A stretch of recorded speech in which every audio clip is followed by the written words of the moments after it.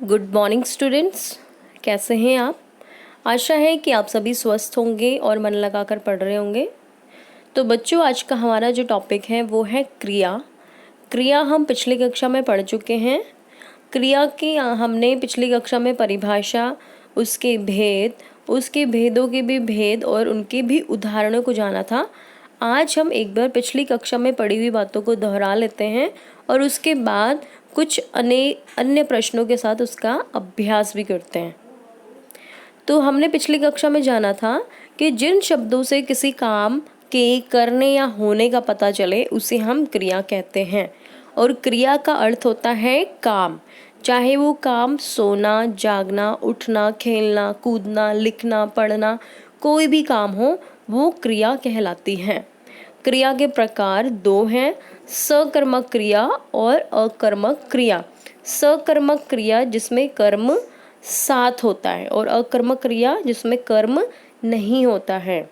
उदाहरण के लिए, मैंने दूध पिया, तो यहाँ पे आपका प्रश्न बनेगा मैंने क्या पिया, तो उत्तर है आपका दूध, यानी दूध शब्द आपका क्या हुआ, सकर्मक क्रिया। मैंने खाया, तो आपका यहाँ पे प्रश्न नहीं बनेगा कि मैंने क्या खाया, तो यहाँ पे खाया हमारा कोई कर्म ही नहीं है, यानी कि ये उदाहरण था आपका अकर्मक क्रिया का। इसी तरीके से सकर्मक क्रिया के दो भेद हैं, एक कर्मक क्रिया और द्विकर्मक क्रिया। एक कर्मक क्रिया में आपका एक कर्म जुड़ा होता है, यानी कि सीमा खाना खा रही है। तो यहाँ पे सीमा क्या खा रही है, खाना, तो यहाँ पे आपका खाना शब्द एक कर्म हुआ है ना। एक कर्म का मतलब एक कर्म जुड़ा हो। जहाँ पे द्विकर्मक यानी जहाँ पे आपके दो कर्म जुड़े होंगे वाक्य में, जैसे कि दादाजी ने बच्चों को कहानियाँ सुनाई, तो प्रश्न आपका यहाँ पे बनेगा कि दादाजी ने किसको क्या सुनाया, तो यहाँ पे उत्तर आपका बन गया दादाजी ने बच्चों को कहानियाँ सुनाई। तो बच्चों और कहानियाँ दोनों प्रश्नों का उत्तर भी मिल गया, यानी आपके इस वाक्य में दो कर्म थे, यानी कि ये उदाहरण था आपका द्विकर्मक क्रिया का। तो चलिए कुछ अब प्रश्नों का अभ्यास करते हैं और देखते हैं कि आपको कितना कुछ समझ आ चुका है। यहाँ पे प्रश्न है आपका, निम्नलिखित वाक्यों में क्रिया शब्दों पर गोला लगाइए।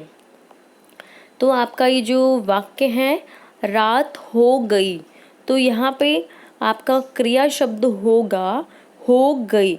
वैसे तो आपका ये जो हो शब्द है, होना कोई क्रिया है, पर यहाँ पे गई शब्द आपको सहायक क्रिया प्रदान कर रही है, यानी हो को सहायता कर रही है गई। तो यहाँ पे हो आपका क्रिया शब्द है। वैसे आप हो गई दोनों को ही कर लीजिए, क्योंकि यहाँ पे आपका क्या है, क्रिया को गोला करना है। तो हो गई, किसी काम को करने के लिए सहायक क्रिया भी ज़रूरत होती है, गई, तो हो गई आपका ये दोनों ही शब्द क्रिया को दर्शाता है। दूसरा उदाहरण है, नमिता आज बाजार नहीं जाएगी। यहाँ पे जाना कोई क्रिया है, तो ये आपका क्रिया शब्द है, इसको आपने गोला करना है अच्छे से। नानी ने हमें चिड़िया की कहानी सुनाई, नानी ने हमें चिड़िया की कहानी सुनाई, सुनाना कोई काम है, तो यहाँ पे आपको अब सुनाई शब्द को, क्रिया शब्द को गोला करेंगे। ठीक है। दूसरा प्रश्न है आपका, किसी काम के करने अथवा होने का बोध होता है, उसे हम क्या कहते हैं, क्रिया शब्द, काल या संज्ञा। अभी तक हम क्या पढ़ते आ रहे हैं, क्रिया, तो सही उत्तर होगा आपका क्रिया। क्रिया के मूल रूप को कहते हैं, क्रिया का मूल रूप क्या होता है, धातु। जैसे पढ़ना का मूल रूप हुआ पढ़, चलना का चल, भागना का भाग। तो यहाँ पे भी आपका जो धातु है, यानी क्रिया का मूल रूप होता है धातु, इसका सही उत्तर है धातु। क्रिया के भेद हैं, दो भेद होते हैं, सकर्मक क्रिया और अकर्मक क्रिया, तो इसका सही उत्तर है दो। ठीक है, आगे बढ़ते हैं।